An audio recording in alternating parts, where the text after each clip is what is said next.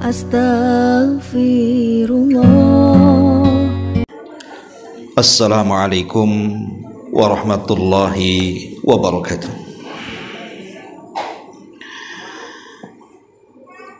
Alhamdulillah, wassalatu wassalamu ala rasulillah wa ala alihi wa sahbihi wa mawalah wa la hawla wa la quwata illa billahi wa ba'du. Alhamdulillah, di pagi ini kembali kita bisa duduk bermajelis ilmu. Tak lupa salawat juga salam kita hadiahkan kepada Rasul kita ala alihi wasallam. Terlanjutkan kembali kajian Kitabul Jami' dan kita masuk pada bab peringatan agar tidak berakhlak buruk. Pada hadis pertama, pengarang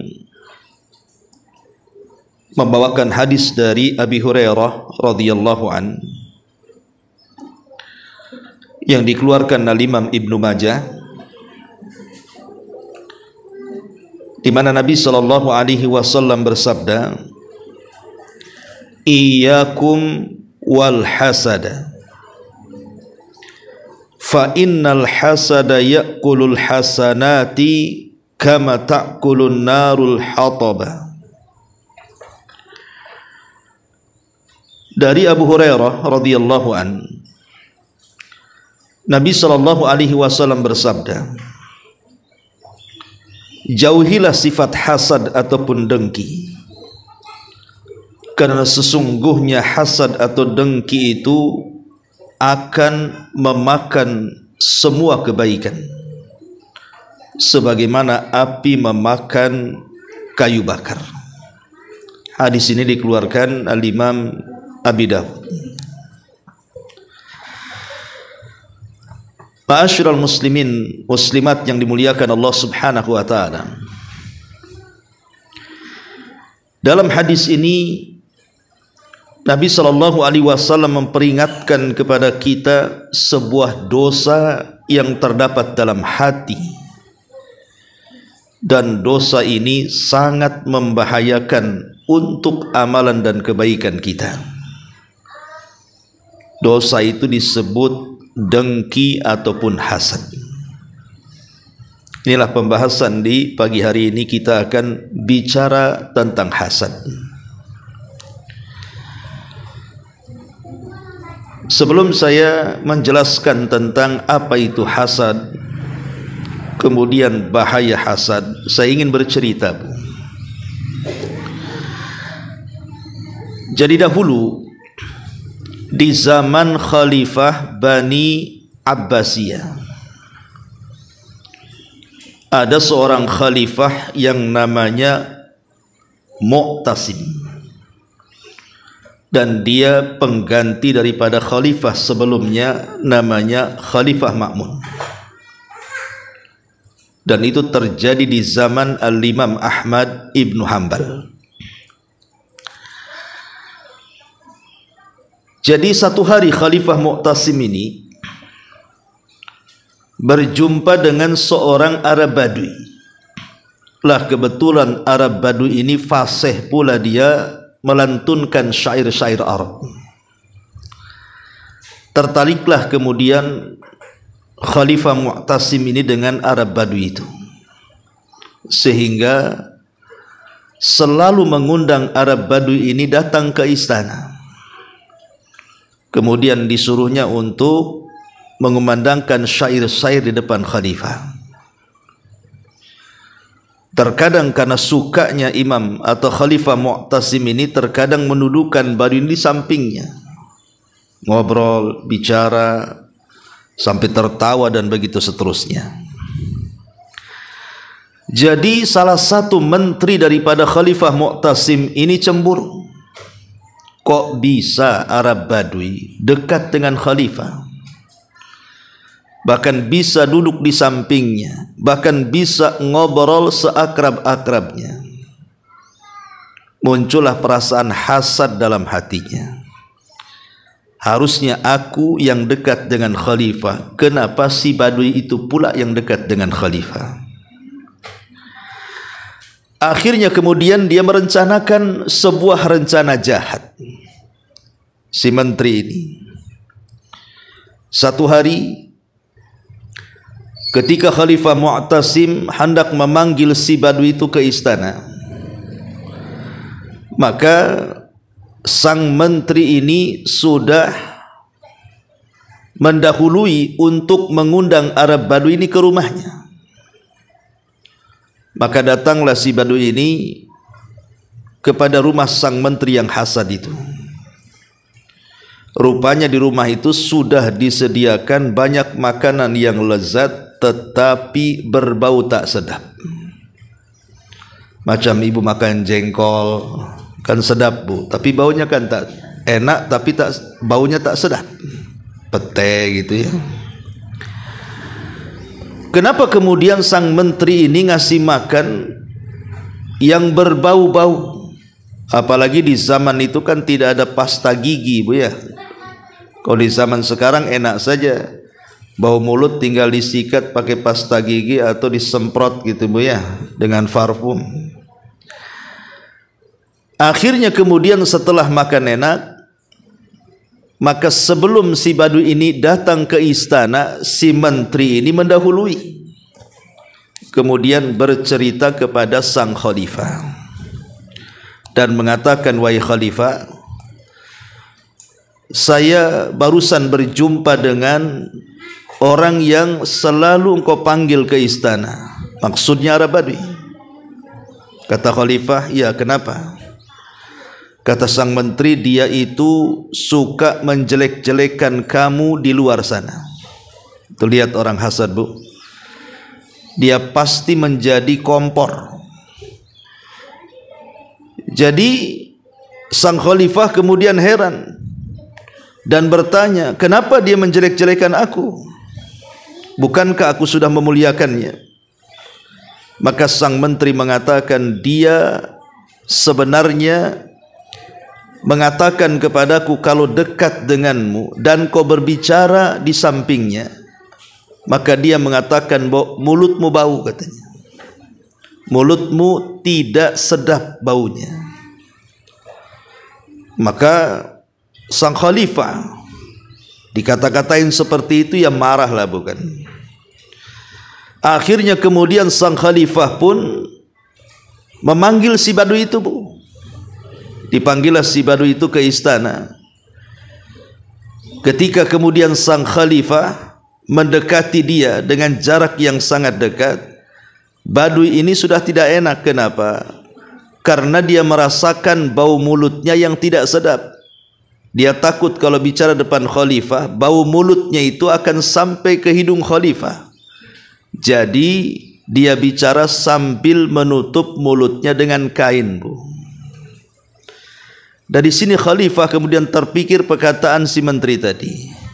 Oh betul juga, jangan-jangan bau mulutku tidak sedap sehingga si badui ini menutup hidungnya dengan serban dia. Padahal yang bau itu mulutnya si badui kan bu ya. Tapi karena kalau sudah kena kompor, akhirnya sang khalifah mempercayai si hasad tadi. Kemudian dia pun tersinggung, memanggil pembantunya dan meminta sepucuk. Kemudian ditulislah oleh sang khalifah, siapapun yang membawa kertas risalah ini, maka penggal lehernya, karena dia telah menghina sang khalifah. Kemudian dibungkus rapi-rapi. Kata sang khalifah, wahai fulan, kepada si badui itu, sampaikan kertas ini kepada si fulan yang ada di daerah ini dan itu. Maksudnya ke tukang jagal. Lah si menteri yang hasad itu menyaksikan dari jauh, kan dia tidak tahu apa yang dilakukan khalifah.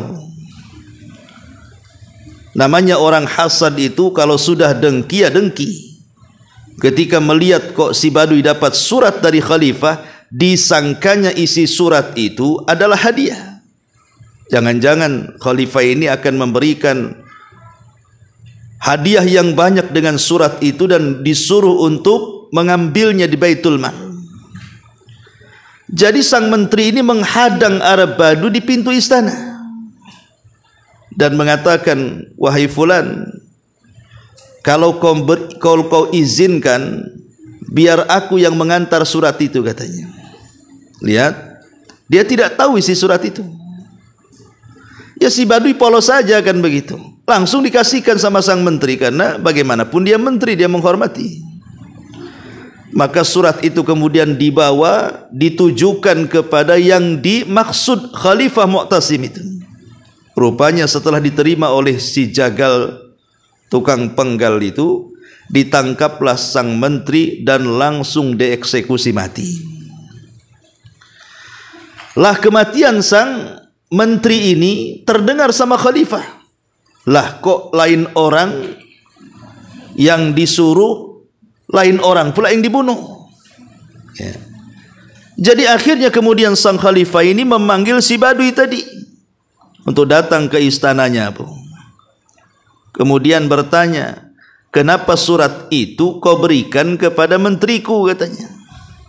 Maka mulailah kemudian si Baduy ini bercerita bahwa sebelum dia datang ke istana, kemudian dia dipanggil menteri itu, diajak makan, tapi makanannya lezat tapi berbau, sehingga aku tidak enak bicara dengan kamu, maka ku tutup mulutku dengan serban, bla bla bla bla, macam-macam lah cerita. Dari sini Khalifah Mu'tasim baru sadar bahwa memang sang menteri itulah yang layak untuk dibunuh. Maka dia menukilkan perkataan Ali radhiyallahu an, lillahi darrul hasadi ma'adalah bada'a bi sahibihi faqatalah. Hebatnya sifat dengki itu, kata khalifah. Betapa konsistennya ia di dekatnya. Dia berusaha mendekati orang lain, lalu dibunuhnya ia. Kisah ini walaupun singkat, Bu, memberikan pelajaran kepada kita. Itulah akhir daripada hasad. Akhir daripada hasad itu, di mana orang yang hasad biasanya lebih dulu hancur dibandingkan orang yang dihasadi. Orang pedengki itu, dia akan hancur lebih dahulu daripada orang yang didengkinya, Bu. Karena orang yang hasad ini, walaupun posisinya dia yang mendolimi orang, tetapi dia yang merasakan kesengsaraannya. Aneh orang hasad itu kan, dia yang jadi orang zalim, dia yang merasakan kesengsaraannya. Harusnya kan orang yang dizalimi yang merasakan kesengsaraannya. Tidak, orang hasad itu dia yang berlaku jahat, dia pula yang mendapatkan akibat. Contoh, ada tetangga naik pangkat. Dia naik pangkatnya, ibu naik tensi darahnya. Sama-sama naik kan, Bu? Ya, yang satu pangkatnya naik, ibu tensinya yang naik tuh. Tengok tetangga kok glowing gitu kan, cantik tetangganya, ibu yang ganti kulit, merengut kan gitu ya. Ya. Memang orang hasad itu seperti itu, Bu. Orang hasad itu seperti itu. Dia akan lebih hancur dahulu dibandingkan yang dihasadi. Ya. Ma'asyiral muslimat yang dimuliakan Allah Subhanahu wa taala. Hasad ini adalah penyakit iblis, dan penyakit yang pertama muncul baik di langit ataupun di bumi. Ketika iblis mendengar, kita tahu bahwa iblis itu kan lebih dulu diciptakan oleh Allah dibandingkan Adam. Dia lebih dulu menyembah Allah Subhanahu wa taala, lebih dulu melakukan ketaatan kepada Allah Azza wa Jalla, dan lebih dulu mendapatkan nikmat sorga dibandingkan Adam. Karena Adam kan diciptakan belakangan. Harusnya kan iblis lebih taat kepada Allah Azza wa Jalla. Tapi karena memang dasar iblis itu diciptakan dari api dan dia bagian daripada bangsa jin yang baik, jadi sifatnya itu muncul ketika Allah Subhanahu wa ta'ala menciptakan Adam alaihi salatu wassalam. Mulai kemudian hasad dan dengkinya muncul. Jangan-jangan Allah menciptakan makhluk yang satu ini akan menggantikan posisiku, katanya. Belum diciptakan sudah berburuk sangka. Ketika betul-betul Allah Subhanahu wa ta'ala menciptakan Adam alaihi salatu wassalam, maka iblis sudah mulai berputar-putar di jasad Adam yang belum ditiupkan roh itu. Mulai masuk dari lubang hidung, keluar daripada lubang mulut. Masuk dari lubang telinga, keluar dari lubang lubur. Kemudian dia tepuk perut Adam, keluar bunyi. Kemudian iblis mengatakan, makhluk ini adalah makhluk yang lemah. Kenapa? Karena ada rongga di dalamnya. Pasti dia berhajat kepada makan dan minum. Kemudian dia mengatakan, seandainya Allah kuasakan makhluk ini kepadaku, tentu sudah kuhancurkan dan kubinasakan dia. Lihat, orang yang hasad itu, Bu, seperti iblis. Dia akan terus bagaimana caranya orang yang dihasadi itu hancur sehancur-hancurnya. Dia tidak akan puas kalau kenikmatan yang Allah anugerahkan kepada orang yang dihasadi itu akan tetap ada pada dia. Dan dia semakin sakit kalau nikmatnya makin banyak tuh. Dan dia akan berbahagia kalau seandainya betul-betul saudaranya itu di atas kesulitan. Senang melihat orang susah atau susah melihat orang senang. Nah, itulah hasad. Ya. Jadi iblis mengatakan kepada Adam ini yang belum ditiupkan ruh, kalau seandainya dia Allah serahkan kepadaku, oh, sudah kubinasakan dia. Itu hasadnya iblis. Dan terbukti ketika Allah Subhanahu wa ta'ala betul-betul menganugerahkan Adam dengan cara meniup ruh yang sangat mulia. Karena ruhnya Adam itu dinasabkan kepada Allah. Min ruhi, dari ruhku, kata Allah. Makin hasad lagi. Maka ketika Allah memerintahkan iblis untuk sujud, dia pun enggan sujud dan dia menjadi makhluk yang kafir. Aba wastakbara wa kana minal kafirin. Dia enggan, dia sombong, dan dia termasuk makhluk yang kafir. Maka siapapun yang berlaku hasad, Bu, maka dia tidak lepas daripada iblis. Orang yang hasad itu adalah ternaknya iblis. Karena itu penyakit iblis yang pertama, yang nanti oleh iblis hasad ini akan dikembangbiakan untuk menjadi senjata menyesatkan anak-anak Adam. Karena kan iblis ini dari hasad ini dia berjanji di hadapan Allah tuh, dan mengatakan, ya Rabb, fabima aghwaytani la aqudanna lahum siratakal mustaqim. Karena engkau sudah menyesatkan diriku, kata iblis, kusesatkan juga Adam dan seluruh keturunannya. Lihat, dari hasad ini rencana-rencana jahat itu bermunculan. Maka siapapun yang hasad itu pasti banyak rencananya, Bu. Ibu kalau hasad dengan tetangga, pasti ibu punya rencana A, nggak bisa A, B, nggak bisa B, C, sampai betul-betul ibu merasakan puas dengan penderitaan tetangganya. Tetapi kalau seandainya tetangganya tidak menderita, ibu yang makin menderita dengan hasadnya. Itulah yang kemudian dikatakan halakal hasid qablal mahsud. Orang yang hasad itu lebih dulu hancur dibandingkan orang yang dihasadi. Ma'asyiral muslimat yang dimuliakan Allah Subhanahu wa ta'ala, dijelaskan oleh para ulama kenapa hasad itu begitu bahaya. Pertama, Bu, karena orang hasad itu sangat membenci setiap nikmat yang Allah anugerahkan kepada orang lain. Pokoknya nampak orang lain di atas nikmat saja, muncul kedengkian dan kebenciannya tuh. Ya contohnya sering saya contohkan, tetangga mulai kemudian membangun rumah. Kalau orang tidak hasad kan nggak peduli, bukan? Rumah-rumah dia bangun pakai uang dia bangun pakai modal dia, urusan dia mau di tingkat berapa. Itu kalau yang baik lah, Bu, ya. Tapi kalau orang hasad tidak, dia pasti akan pertama menanamkan suudzon dia tuh, buruk sangka dia dulu kepada tetangga itu. Kok bisa dia bangun rumah? Nah, itu pertanyaan pertama tuh. Padahal lakinya itu ojek online berapa lah per bulannya katanya. Jangan-jangan.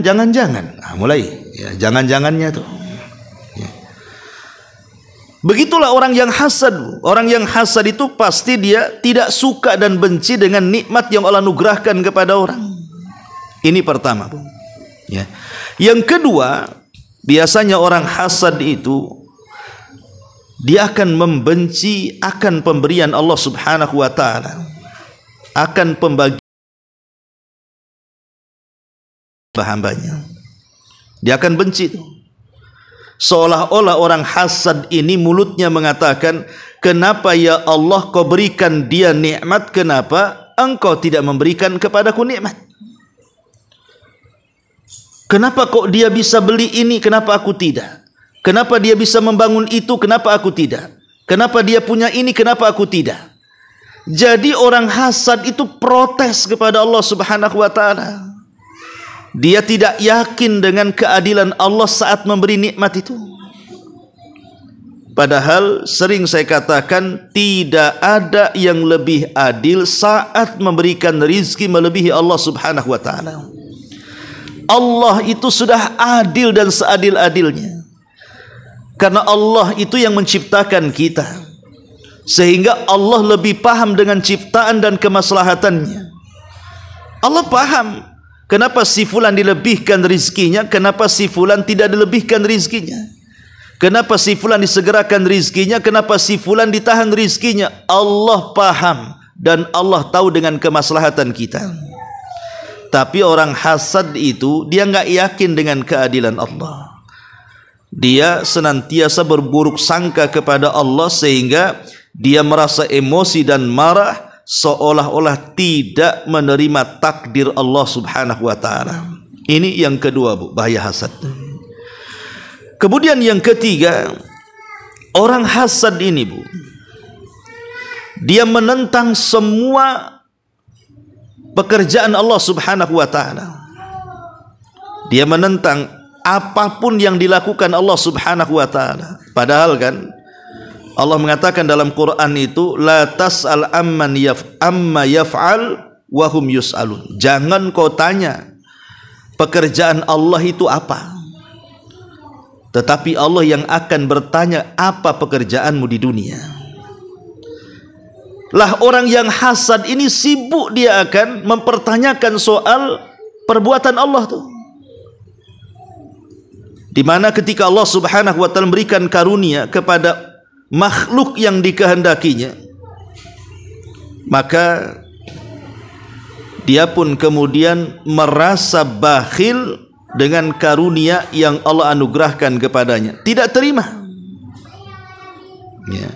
Lah ini yang ketiga. Yang keempat, orang yang hasad itu hakikatnya dia membantu musuh Allah Subhanahu wa taala. Siapa? Iblis.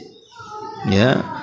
Orang hasad ini terkadang dia tidak sadar kalau dia itu sedang menjadi ternaknya iblis. Dia menjadi anak buahnya iblis.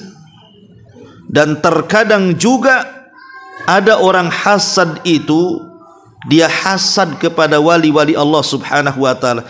Dia tidak tahu yang dihasadi itu adalah wali Allah, Bu.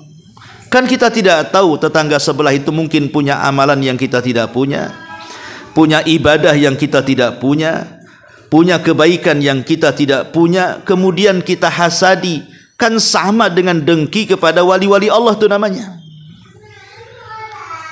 Ma'asyiral muslimat yang dimuliakan Allah Azza wa Jalla. Tapi umumnya di masyarakat, kalau cerita hasad itu, biasanya hasad itu kan lebih banyak kepada yang seprofesi, Bu.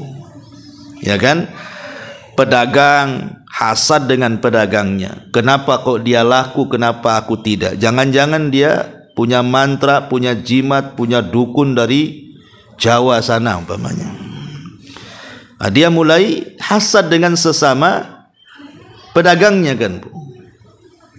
Pokoknya hasad itu pasti sama profesinya itu. Dokter dengan dokter, sama-sama punya klinik, hasad. Ya, saling menjatuhkan.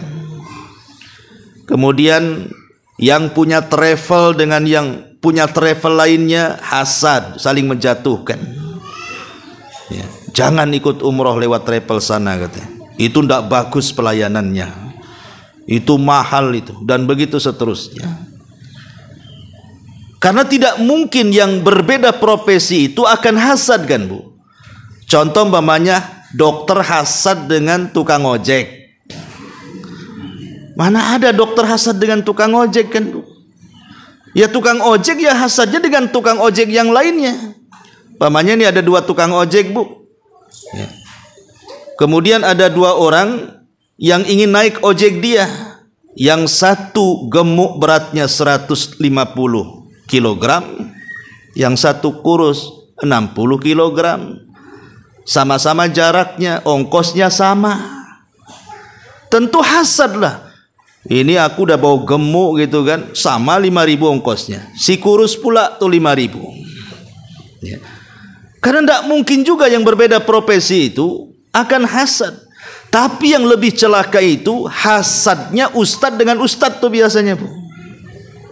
Orang alim dengan orang alim itu lebih bahaya hasadnya. Kenapa?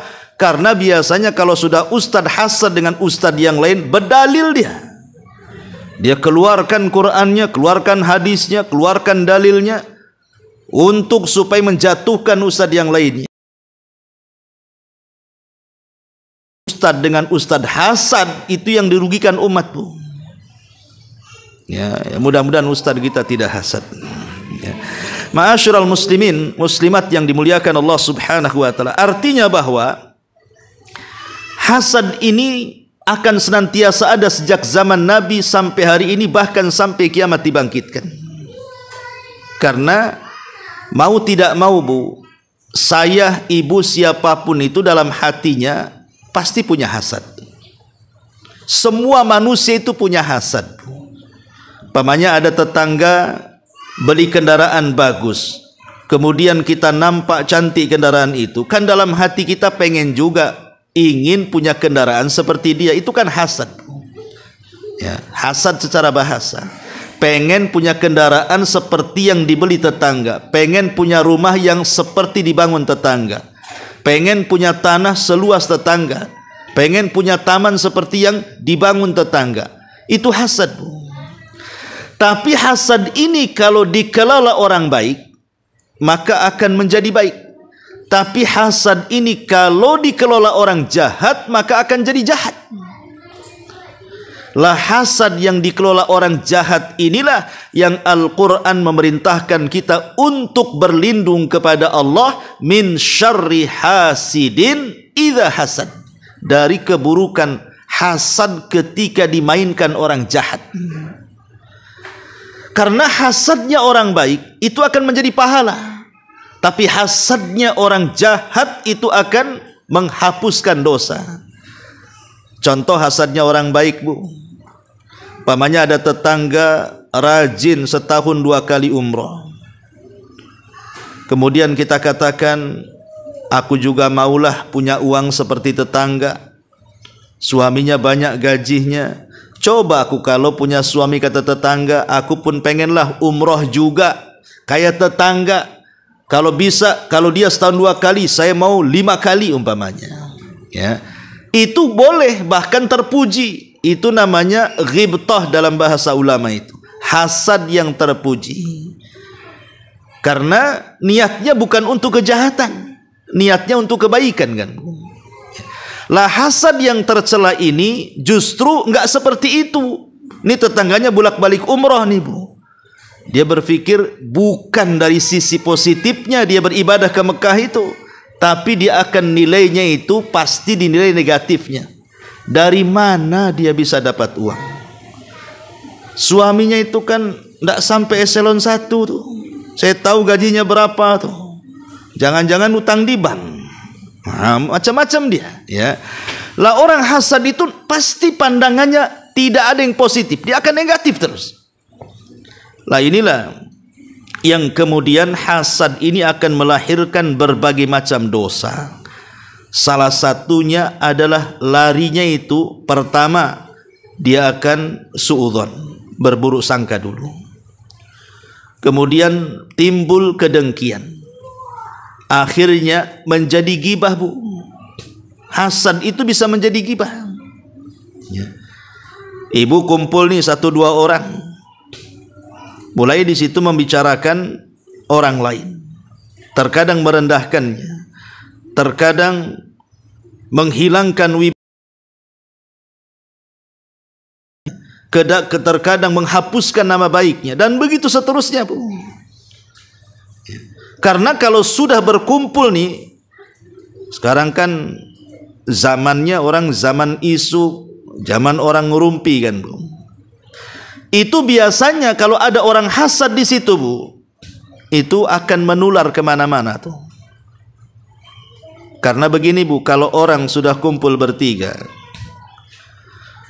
kalau saya titip uang Bu sama ibu, kira-kira berkurang atau bertambah uangnya? Kebanyakan kalau nitip uang berkurang tuh biasanya. Nitip uang 5 juta, pas dikembalikan 4 juta, afwan Ustadz kepake 1 juta katanya. Itu kalau nitip uang Bu. Tapi kalau nitip ucapan itu biasanya berkurang apa bertambah tuh? Bertambah Bu. Syukur-syukur tidak berkurang, pasti bertambah. Kalau sudah yang dititip ucapan, kita nitip ucapan nih sama si A, nanti si A ini ngomong sama si B, itu bertambah tuh. Yang tadinya 1 meter jadi 1 kilo tuh. Lah itulah kadang-kadang orang kalau sudah ngerumpi ghibah apalagi didasari hasad, itulah bahayanya di situ tuh. Ma'asyiral muslimat yang dimuliakan Allah Subhanahu wa taala. Tapi yang jelas bahwa orang hasad ini dijelaskan oleh para ulama, ya. Orang hasad ini akan mendapatkan madarat yang luar biasa, baik dunia dia atau akhirat dia. Adapun dari segi agamanya dulu ya. Orang yang hasad ini akan merusak agama dia. Pertama, bahwa orang yang hasad itu dia sedang bermaksiat dengan maksiat yang terang-terangan. Orang yang hasad itu dia sedang bermaksiat dengan maksiat yang terang-terangan kepada Allah dan Rasulnya. Kenapa? Karena Allah sudah melarang dari penyakit ini dalam Quran, wala tatamannau ma faddalallahu bihi ba'dakum ala ba'din. Janganlah kalian berangan-angan dengan apa yang telah Allah lebihkan sebagian kalian atas sebagian yang lainnya. Bahkan dalam ayat yang lain dengan tegas, am yahsudunan nasa ala ma atahumullahu min fadli. Apakah mereka menanamkan hasad terhadap apa yang Allah telah berikan dari karunia-Nya kepada manusia? Jelas Allah Subhanahu wa taala melarang. Bahkan Rasul dengan tegas, wala tahasadu, jangan kalian saling hasad. Berarti orang yang hasad itu dia sedang terang-terangan bermaksiat kepada Allah dan Rasulnya karena melanggar larangan. Ini yang pertama. Yang kedua, orang hasad ini menghancurkan pahala. Kita ini di satu sisi diperintahkan oleh Allah untuk beribadah dan untuk memperoleh pahala sebanyak-banyaknya. Boleh jadi di antara kita ada yang rajin salat, itu bagus. Boleh jadi di antara kita ada yang rajin puasa, bukan puasa Ramadan saja, ditambah juga dengan Senin Kamis dan dengan sunnah-sunnahnya, itu mantap. Mungkin di antara kita itu ada yang rajin sedekah, itu sudah luar biasa, ya. Tetapi kan perintah agama ini, Bu, kita ini bukan hanya sekedar beribadah kemudian mencari pahala sebanyak-banyaknya, tapi lebih daripada itu adalah mempertahankan ibadah dan mempertahankan pahala. Kalau perlu kita tambah setiap hari pahala itu. Tetapi ada orang-orang yang di sana itu justru ibadahnya iya, tapi dia tidak sadar bahwa pahalanya sedang digerogoti. Pahalanya sedang dibakar ia sendiri, sedang dimusnahkan oleh ia sendiri dengan penyakit hasad ini. Itulah yang disabdakan dalam hadis yang kita baca di sini. Iyyakum wal hasada fa innal hasada ya'kulul hasanat kama ta'kulun narul hatab, kata Nabi. Hati-hati kalian jangan hasad, karena hasad itu bisa memakan kebaikan seperti api melahap kayu bakar. Kalau ibu pengen tahu betapa cepatnya hasad itu menghancurkan kebaikan, lihat api saat kebakaran, Bu. Seperti yang terjadi di California, Los Angeles kemarin itu. Hitungan hari, berapa ratus hektar itu tanah bisa gosong dengan bangunan-bangunannya runtuh rata dengan tanah. Cepat itu, bayangkan. Padahal bangunnya itu bisa bertahun-tahun itu. California yang sangat indah dengan kemegahannya, dengan bangunannya, dengan tamannya, dengan jalan-jalannya, itu kan tidak mudah membangunnya. Itu bertahun-tahun untuk membangunnya. Tapi bisa dimusnahkan dalam hitungan secepat-cepatnya. Lah jangan sampai juga ibadah yang sudah bertahun-tahun kita bangun, solat kita, puasa kita, zakat kita, sedekah kita, zikir kita, baca Quran kita, dan begitu seterusnya, tiba-tiba sekejap dimusnahkan dengan hasad. Inilah peringatan keras dari Nabi SAW bahwa hasad itu bisa menghilangkan banyak kebaikan manusia. Yang ketiga, hasad ini menyebabkan murkanya Allah kepada kita.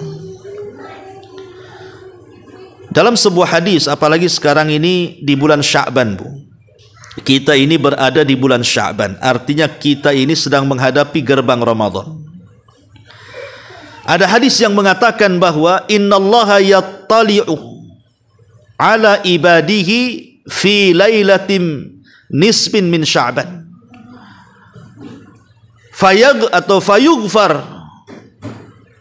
kullu makhlukin illa al-musyrik wal musakhin.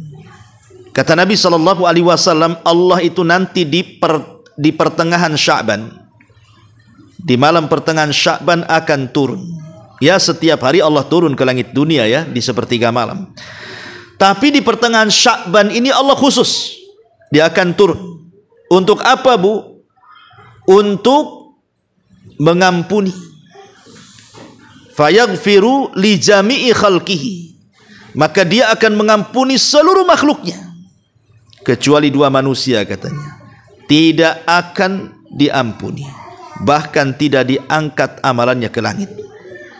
Kemudian Rasul menyebutkan dua perkara. Pertama, orang yang menyekutukan Allah. Dan yang kedua, orang yang hasad. Orang yang ada dengki terhadap saudaranya. Sayangkan, Bu, ibadah yang sudah kita lakukan dari tahun kemarin loh, Ramadan tahun kemarin, sampai Sya'ban tahun ini, coba bayangkan. Pasti ibu lelah lah. Bagaimana ibu menghabiskan Ramadan tahun kemarin itu dengan sholat tarawih, dengan puasa, dengan baca Quran, dengan sedekahnya, dengan zikirnya. Kemudian dilanjut dengan Syawal, dengan puasa Syawalnya. Kemudian dilanjut dengan ibadah-ibadah yang lainnya.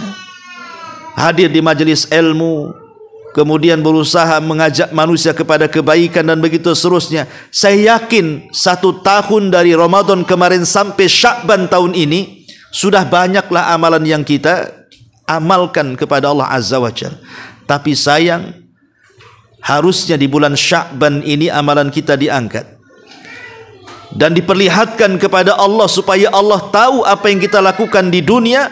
Rupanya ada di antara manusia, ada orang-orang yang tidak diangkat amalannya dan tidak diampuni dosa-dosanya. Siapa mereka? Ya tadi, pertama orang yang melakukan kesyirikan, dan yang kedua orang yang menanamkan kedengkian dalam hati kepada saudaranya.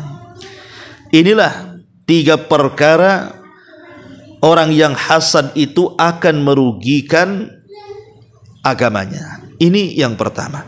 Yang kedua, adapun orang hasad itu akan merugikan dari segi dunianya.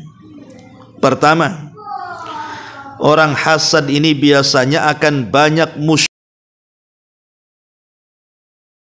kesulitan dalam dirinya.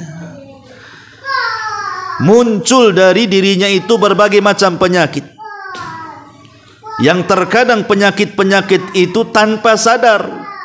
Makin banyak makin komplikasi itu biasanya. Ya. Contoh Bu, orang hasad ini awalnya sehat-sehat saja, kolesterol stabil, darah tinggi oke, nggak ada kan itu ya. Asam urat bebas. Tapi karena dia hasad kepada tetangganya kan Bu ya, mulai dia tidak suka kalau tetangganya rumahnya cantik, kendaraannya bagus, tanahnya luas, penampilannya oke. Mulai penyakit datang tuh, mulai demam dia. Ya. Pokoknya nampak saja ganti mobil, ganti penyakit tuh Bu. Dari demam ke kolesterol tuh. Ganti lagi mobilnya, dari kolesterol ke darah tinggi tuh Bu.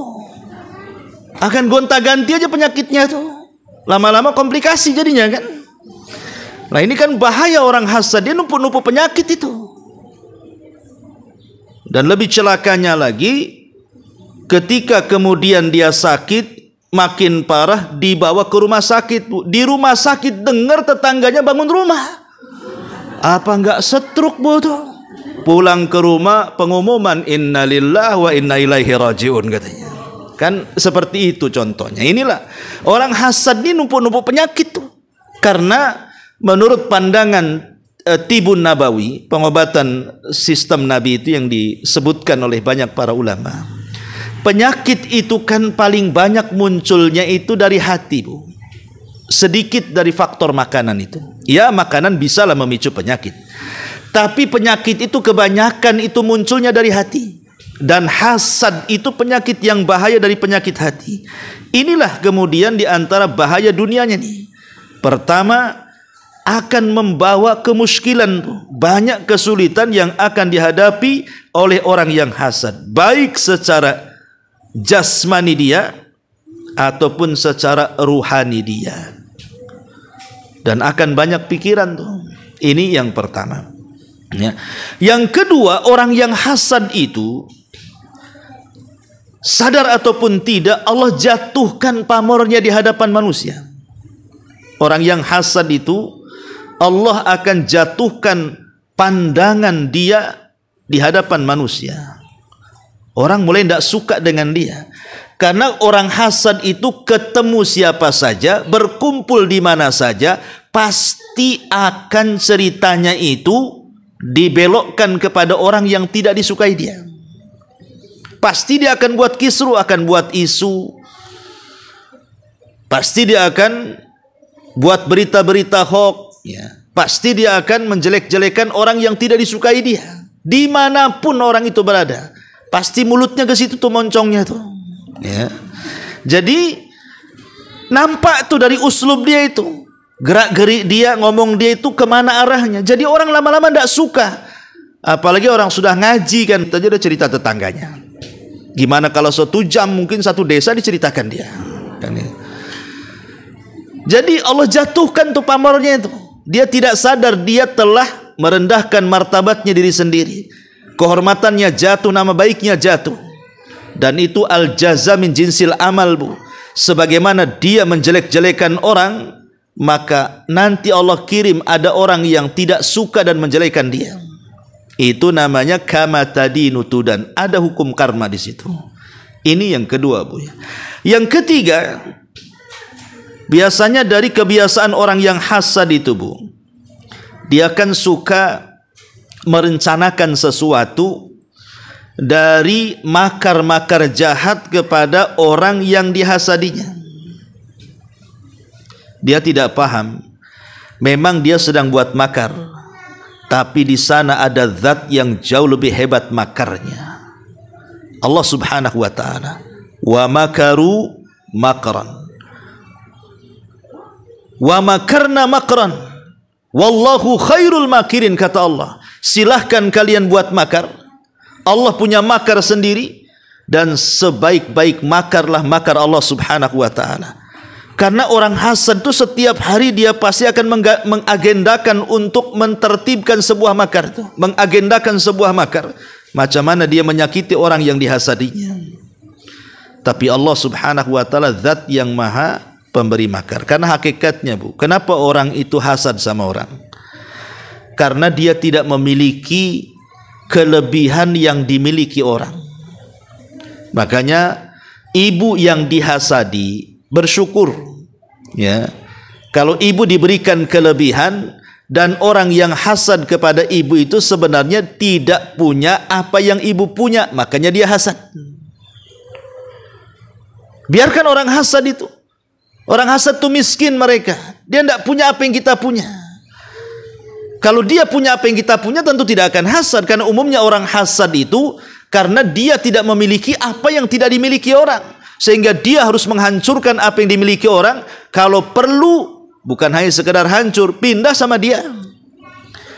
Nah, itu yang kemudian kenapa sangat bahayanya hasad itu dalam dunia kehidupan ini.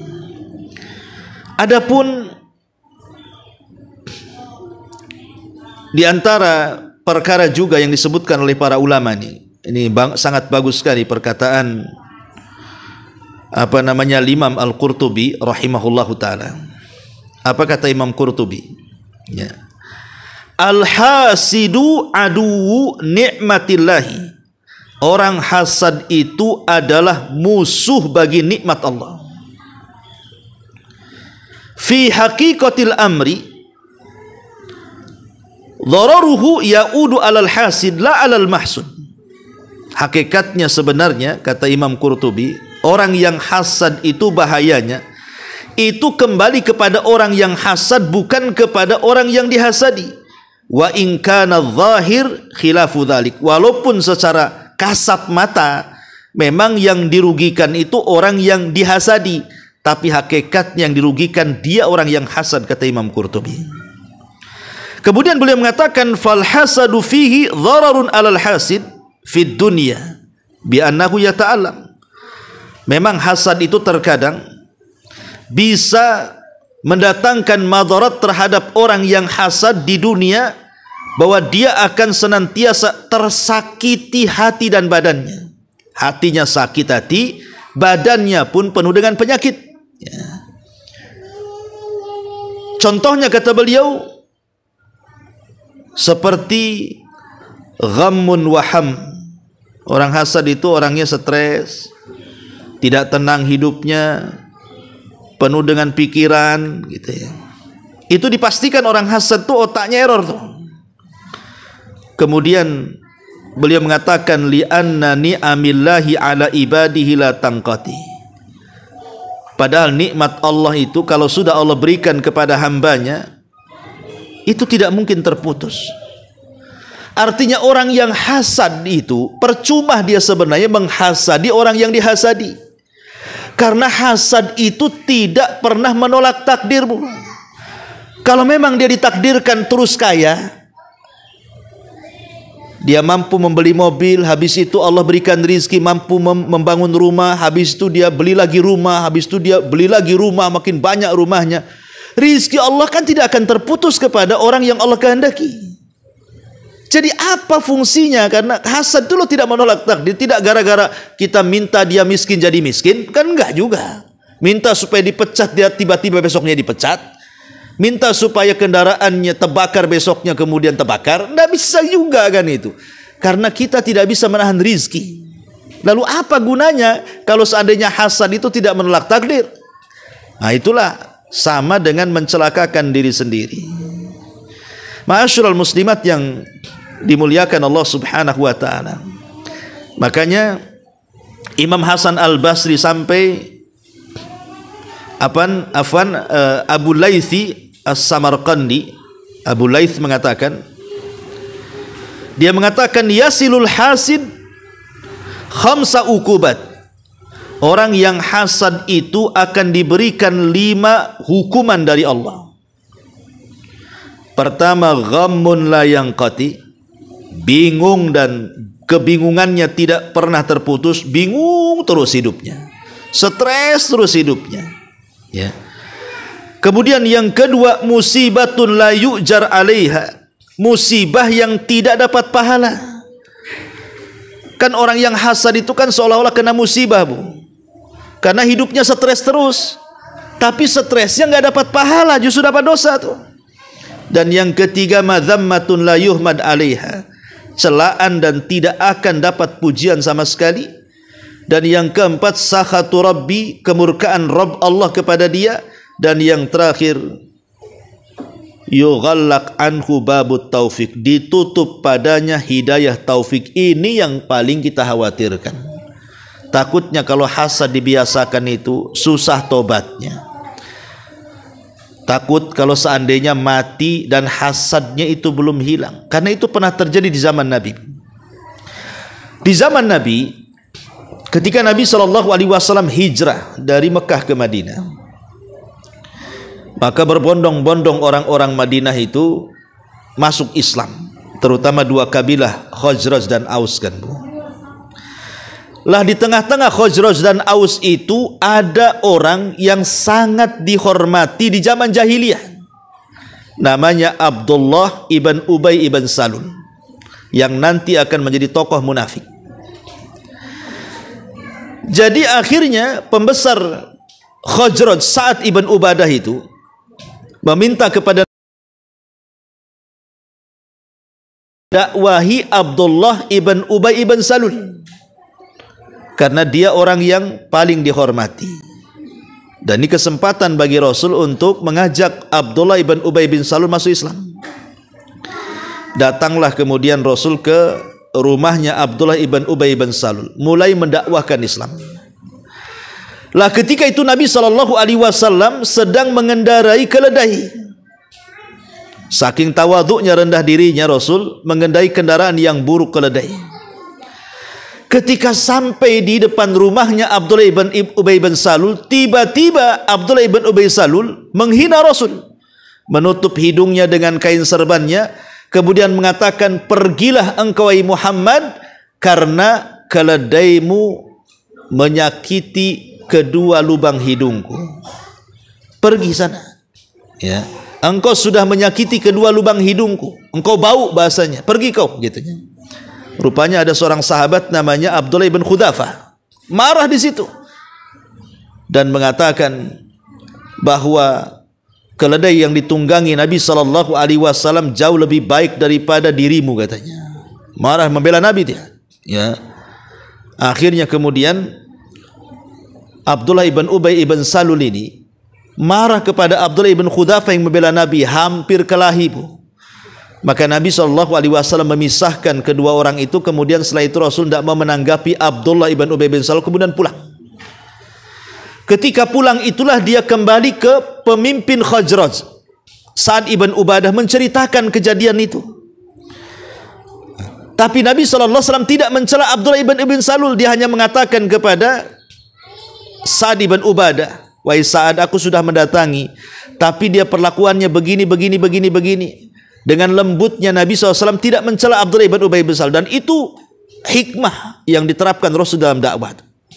Kemudian Rasul bertanya kepada Sa'ad ibn Ubadah, kenapa dia berlaku seperti itu kepadaku?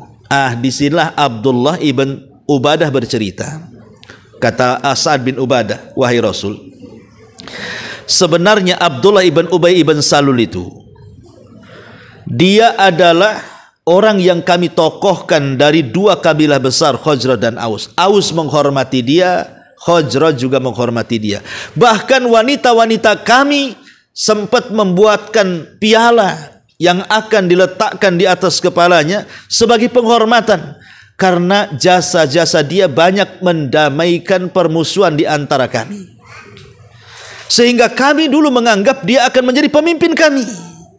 Tapi setelah kedatangan dirimu, kemudian Khazraj dan Aus masuk Islam, akhirnya orang-orang itu pun justru mengangkat dirimu menjadi pemimpin mereka dan tidak melirik lagi Abdullah ibn Ubay ibn Salul. Makanya boleh jadi dia hasad kepadamu. Akhirnya Rasul baru paham kenapa Abdullah ibn Ubay ibn Salul itu sangat memusuhi dia. Rupanya karena hasad. Kenapa hasadnya? Karena kepemimpinan yang harusnya dipegang dia direbut oleh Nabi itu dalam pandangan dia. Lah setelah terjadi perang Badar, dan kaum muslimin menang, Abdullah ibn Ubay ibn Salul ketakutan. Kalau dia menjadikan sasaran oleh Rasul dan kaum muslimin, disitulah dia pura-pura masuk Islam, Bu. Takut kalau dia terancam jiwanya, takut kalau terancam keluarga dan hartanya, pura-puralah masuk Islam. Disinilah sejarah munafik dimulai. Sebelum terjadi perang Badar ataupun era dakwah Rasul di Mekah itu tidak ada orang munafik, yang ada muslim sama kafir saja. Baru setelah perang Badar Islam semakin kuat, maka muncullah orang munafik. Karena munafik ini pasti muncul di tengah-tengah kekuatan Islam. Kalau Islam lagi lemah, tidak mungkin ada munafik. Kafir aja langsung, ngapain pula jadi bunglon kan? Tapi kalau sudah Islam kuat, maka mereka pura-pura jadi Islam padahal munafik. Itulah yang dilakukan Abdullah ibn Ubay ibn Salul tuh. Hasad dia menjadikan muncul penyakit baru dalam Islam yang disebut dengan nifak. Pelakunya disebut munafik. Lah ketika Abdullah ibn Ubay bin Salul sudah masuk Islam, padahal dia berpura-pura, setiap hari dia bersama Nabi, baik kepada Nabi, solat di belakang Nabi, jihad di belakang Nabi, sedekah di hadapan Nabi, dan begitu seterusnya. Tapi hatinya tidak pernah terbuka kepada hidayah. Bahkan sampai ajalnya menjemput dia, hasadnya tidak pernah hilang dari dadanya. Maka dia pun mati dalam kondisi di atas kemunafikan. Dari sini Allah turunkan ayat, innal munafikina fi darkil asfali minan nar. Orang munafik itu diletakkan di intip neraka yang paling dalam. Lihat ya, Abdullah ibn Ubay ibn Salul yang matanya menyaksikan mukjizat Nabi, untayan-untayan ayat didengar dia, wejangan-wejangan indah juga diresap dia, tapi hasad itulah yang menghalangi hidayah. Ya, maka bahaya, Bu, hilangkan hasad ini, karena hasad ini menghilangkan hidayah dan susahnya taufik Allah sampai kepada kita. Atau contoh yang lainnya, ya, Abu Jahal, atau disebut dengan Fir'aun yaumat ini. Abu Jahal ini, Bu, ketika meninggalnya Abdul Muttalib. Abdul Muttalib itu kakeknya Rasul yang merupakan pemimpin Arab ketika itu. Maka dengan meninggalnya Abdul Muttalib sebagai pemimpin Arab, akhirnya kemudian belum ada penggantinya. Jadi banyak kepemimpinan di antara suku-suku Arab, tapi belum dipilih siapa penggantinya. Sehingga Abu Jahal menjadi pemimpin kabilahnya, Abu Sufyan juga memimpin kabilahnya, kemudian Abu Talib juga memimpin kabilahnya, Umayyah memimpin kabilahnya, karena belum ada yang terpilih menjadi pemimpin utama. Satu hari Abu Jahal ini ngobrol, ya, dengan rekannya. Kebetulan rekannya mengatakan, wahai Amr, maksudnya Abu Jahal, saya ingin bertanya kepadamu dengan sebuah pertanyaan, jujurlah dengan jawab. Jujurlah saat menjawab. Maka kata Amr mengatakan, silakan, apa yang kau tanyakan kepadaku? Kemudian rekannya mengatakan, wahai Amr, apa menurutmu tentang Muhammad dan dakwahnya itu? Apakah dia berkata dusta, ataukah yang diserukannya itu sebuah kebenaran? Abu Jahal di sini berkata jujur, Bu. Dia mengatakan, demi Allah aku tidak pernah melihat dari orang itu, maksudnya Rasul, kalimat-kalimat yang dusta yang keluar dari lisannya. Dari sini Abu Jahal mengakui tentang dakwah yang diserukan Rasul. Tetapi ketika rekannya mengatakan, kalau engkau mengakui dakwah si Muhammad itu, dia di atas kebenaran dan tidak mungkin dia berdusta dengan dakwahnya, kenapa kau tidak mengikuti dia? Kenapa kau tidak jadi pengikutnya, katanya. Di sini Abu Jahal bercerita, Bu, kenapa dia tidak mau mengikuti ajaran Nabi. Kata Abu Jahal kepada kawannya ini, kamu kan tahu kabilah-kabilah di Arab ini, baik kabilah kita, baik kabilahnya Abi Sufyan, baik kabilahnya Umayyah, baik kabilahnya Abu Talib, kita kan bersaing, ya, untuk memenangkan hati orang-orang Quraisy, supaya siapa yang akan diangkat menjadi pemimpin Arab secara keseluruhan. Kita ini sedang bersaing. Kalau mereka dari kabilah ini berbuat baik, maka kita juga sama. Kalau dari kabilah itu mereka juga berbuat baik, kita juga sama, supaya kita dipandang oleh orang-orang Quraisy itu. Tapi masalahnya, persaingan itu sudah tidak sehat, katanya. Ketika dari Bani Abdul Muttalib, dari Bani Hashim, ya, tiba-tiba kemudian mereka mengatakan kami punya nabi, sementara kalian tak punya nabi. Ya, kami harus jawab dengan apa, kata Abu Jahal. Gak mungkinlah kita angkat anak muda yang bukan nabi kita jadikan nabi. Ya, siapa dia, kan gitu. Sehingga akhirnya kata Abu Jahal, kita tidak bisa bersaing lagi kalau begitu. Kalau urusan yang lain kita bisa bersaing, tapi kalau urusan dia punya nabi, kita tak punya nabi, mana kita bisa bersaing, kata Abu Jahal ini. Lah, kalau seandainya kami mengakui kenabian dan kerasulan si Muhammad dari Bani Abdul Muttalib itu, maka kami akan runtuh pamornya di depan orang-orang Quraisy. Maka selamanya kita tidak akan beriman kepada dia. Lihat hasadnya Abu Jahal ini. Dia tahu dengan kebenaran yang dibawa Nabi, tapi tidak mau mengikuti agama Nabi. Kenapa? Takut pamor dia jatuh, takut kabilah dia jatuh, kalah dengan kabilahnya Bani Hashim. Lah, itulah ibu yang dikatakan di awal tadi bahwa hasad ini bisa menghalangi hidayah, gitu maksudnya. Maka jangan sampai di hati kita ini ada hasad. Jangan, kalau bisa buang hasad itu sejauh-jauhnya, ya. Jangan sampai dalam hati kita ini dipenuhi dengan hasad, karena hasad itu menimbulkan kedengkian, dan dengki itu menimbulkan permusuhan. Begini, Bu, untuk mengakhiri kajian kita, kita tahu bahwa Islam itu dibangun di atas ukhuwah, kan, Bu? Islam itu dibangun di atas ukhuwah, persaudaraan. Saking eratnya persaudaraan dalam Islam itu, Bu, sampai Nabi SAW mempermisalkan kita dengan saudara kita itu bagikan bangunan yang menguatkan satu dengan yang lainnya. Bahkan Rasul mengibaratkan bukan hanya seperti bangunan. Kalau seandainya dalam tubuh kita ini, anggap saja kaki kita terkena duri, tidak mungkin jempol yang berteriak, kan, Bu? Ibu pernah dengar ada jempol berteriak? Nggak ada. Jempol tak punya mulut, ya. Yang berteriak itu kan lisan kita.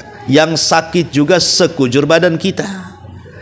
Begitulah ukhuwahnya seorang muslim dengan saudaranya. Artinya kalau seandainya muslim satu dengan yang lain itu bersaudara, berarti apa yang dirasakan kekurangan dari saudara kita, itu juga kekurangan kita. Aib saudara kita juga aib kita, ya. Keburukan yang ada pada saudara kita juga keburukan kita. Jadi kita ini harus peka, gitu maksudnya, ya. Sebab kalau seandainya saudara kita punya aib, padahal kewajiban kita menutup aibnya, atau saudara kita punya kekurangan, padahal kewajiban kita menyempurnakan kekurangannya, malah kita pula mengumbar aibnya, kemudian menjelek-jelekan kekurangannya, lalu apa arti persaudaraan dalam Islam kalau begitu? Nggak ada artinya lagi. Kalau sudah kita saling mencaci, memaki, mengumbar aib, menjelek-jelekan kekurangan saudaranya, lalu apa arti ukhuwah Islamiyah itu? Yang kata Rasul, kita harus lebih mencintai saudara kita seperti kita mencintai diri kita sendiri. Makanya wajar kalau Rasul mengatakan bahwa iman dan hasad itu tidak mungkin berkumpul. Kalau dalam hati kita penuh dengan iman, pasti hasad akan hilang. Tapi kalau hati dipenuhi dengan hasad, maka iman kita yang melayang. Oleh karena itulah maka tanamkan sifat ukhuwah Islamiyah. Kalau saudara kita punya kekurangan, kita lengkapi. Kalau saudara kita punya aib, kita tutupi. Kalau saudara kita ini memang memiliki hal-hal yang mungkin ya bersifat tidak bagus, ya, maka kita nasihati. Bukan kita gibahi, bukan kita hasadi, bukan kita dengki. Itulah diantara faedah hadis yang kita baca di pagi hari ini. Wallahu a'lam bishawab. Sampai di sini Bu kajian kita. Sebelum saya tutup, silahkan kalau ada yang mau bertanya.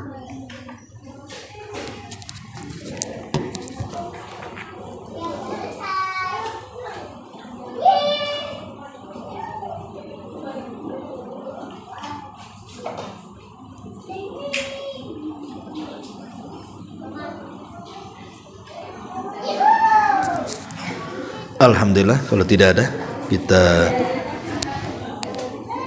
ada. Nah, kita doa tutup dengan ada atau tidak nih? Ada. Oke, kalau ada kita tunggu. Kalau tak ada kita selesaikan.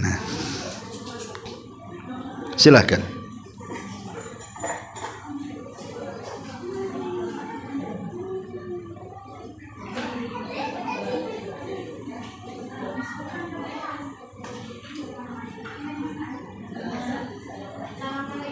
Waalaikumsalam warahmatullahi wabarakatuh.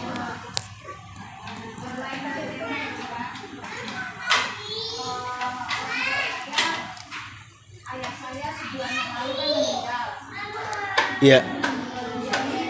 Jadi saya tinggal sendiri di rumah. Kami anaknya berjauhan semua.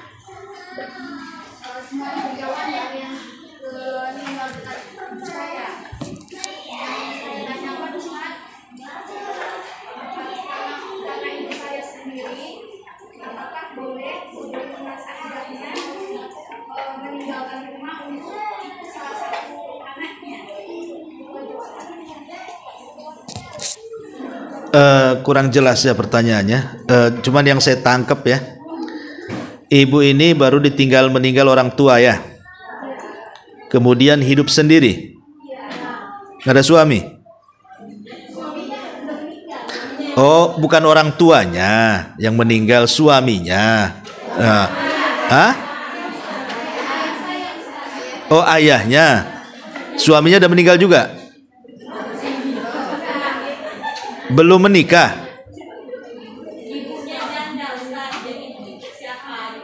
Oh, ya paham. Apakah boleh orang tua saya, ibu saya itu pergi meninggalkan rumah untuk ikut salah satu anaknya gitu, Ustaz? Apakah boleh itu, Ustaz? Oh, boleh lah. Malah itu birrul walidain kan. Birrul walidain, Bu. Dulu ada kisah. Saya lupa kisahnya itu.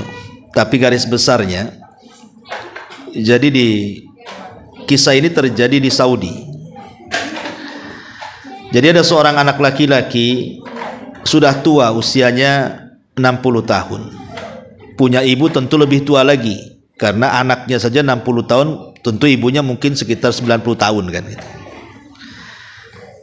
Jadi dia rela tidak nikah. Anak laki-laki ini rela tidak nikah karena ingin merawat ibunya. Kalau ditanya kenapa kau tak kawin, dia bilang, kalau ibuku masih hidup, saya tidak akan menikah. Karena kalau saya menikah, saya tidak bisa merawat ibuku. Akhirnya dia rawat ibunya dengan baik sampai usianya 60 tahun, ibunya 90 tahun. Karena anaknya juga sudah tua, usianya 60 tahun kan, namanya sudah tua pun tenaga kurang, pelayanannya juga semakin berkurang dan begitu seterusnya. Akhirnya datanglah adiknya dari Jeddah dan sudah sukses usahanya, usianya 40 tahun lebih. Dia lebih muda, lebih kaya, lebih kuat. Jadi dia minta kepada abangnya untuk gantian merawat ibunya.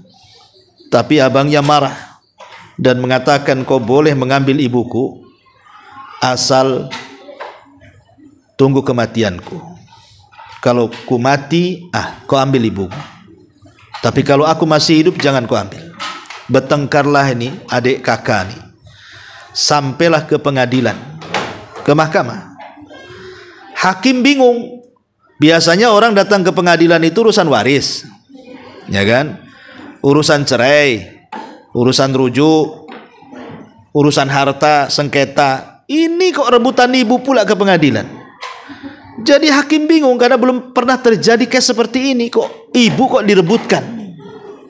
Akhirnya kemudian sang hakim pun mengembalikan urusannya kepada ibunya untuk memilih dia ikut siapa. Kata ibunya, aku tidak bisa karena dua-duanya anakku, dua-duanya belahan jiwaku, dua-duanya anak yang kusayang. Merekalah akan menjadi penerus sejarah, penerus cerita. Tidak mungkinlah kemudian aku pilih salah satu dari keduanya. Maka aku kembalikan kepadamu, wahai Pak Hakim. Maka Pak Hakim pun kemudian memilih adiknya dan mengatakan kepada kakaknya, biarkan adikmu yang merawatnya, karena adikmu masih muda, dia kaya, dia pun ototnya masih kuat. Sementara kau sudah tua, tenagamu tidak ada, ekonomi pun seret. Maka demi kebaikan ibumu, kasihkanlah adikmu. Maka kakaknya menangis dan terus menangis karena terputus berbuat baiknya kepada kedua orang tua. Itulah satu-satunya case di Arab Saudi yang sangat viral, ya, beritanya. Tapi yang jelas bahwa di sini pertanyaan tadi, boleh enggak? Ya memang harus. Kalau si ibu ini punya anak laki-laki, yang bertanggung jawab itu sebenarnya anak laki-laki untuk merawat ibunya. Ya. Karena biasanya anak perempuan yang sudah menikah, maka dia harus punya izin dari suaminya dulu, Bu. Ya, pemanya ibu ini punya anak perempuan sudah menikah, mau ikut salah satu anak perempuannya, tidak bisa langsung ikut kecuali rundingan dengan suaminya. Takut suaminya tidak mau. Makanya yang paling berhak itu merawat orang tua itu anak laki-laki, karena anak laki itu punya otoritas. Dia tidak perlu minta izin sama istrinya. Dia boleh mengambil orang tuanya, karena hak dia kepada orang tua lebih tinggi dibandingkan hak dia kepada istri dan anaknya. Tapi kalau anak perempuan tidak bisa langsung main ambil. Dia harus minta izin, ngomong baik-baik sama suaminya. Boleh enggak ibunya tinggal sama dia? Ya. Atau mungkin sebaiknya kalau memang anaknya banyak, berembuk, gantian. Di anak pertama sebulan, di anak kedua sebulan, di anak terus begitu. Ya. Kalau itu memang mau bagi-bagi pahala, Bu. Jadi kalau pertanyaannya boleh, boleh. Apalagi hidup sendiri orang tua dan sudah tua itu justru kadang-kadang kasihan. Ya. Terkadang harus hidup sendiri, nanti mati nggak ada yang tahu. Ya. Nah, jadi pertanyaannya boleh ikut anak, boleh. Ya. Wallahu a'lam. Maksudnya ini Pak Ustaz, selama masa idah itu boleh nggak orang tua ini berpergian ke tempat anaknya? Oh, ini pertanyaan baru lagi ya. Pertanyaan, karena yang tadi nggak ada cerita masa idah tuh. Kan meninggal jangan-jangan sudah 50 tahun meninggalnya. Oke, mungkin telinga saya yang budek atau mungkin ibu yang kurang keras, gitu saja ya. Intinya begitu. Nah, sekarang masa idah itu, bukan. Masa idah boleh enggak? Masa idah itu kenapa? Ibu harus masih tinggal di rumah suami. Karena memang itu bagian daripada adab Islam. Menghormati keluarga suami, maka tinggal di rumah suami dibolehkan sampai masa iddahnya selesai. Ya, kalau sudah selesai masa iddahnya baru boleh keluar. Tapi pertanyaan, boleh dia keluar ke anak-anaknya? Boleh, tidak ada larangan. Tidak ada larangan dengan minta izin kepada keluarga suaminya. Mungkin ibu ingin ya supaya tidak terlalu berkabung, karena kalau tinggal di rumah suami nanti tengok foto suami nangis, tengok kursi nangis, tengok kasur nangis, kan itu terbayang-bayang kan, bukan? Ibu ingin menguatkan hati, ada apa-apa datang ke anaknya supaya terhibur. Ya, sekali-kali datang ke anaknya, boleh, tidak ada masalah. Ya, wallahu a'lam.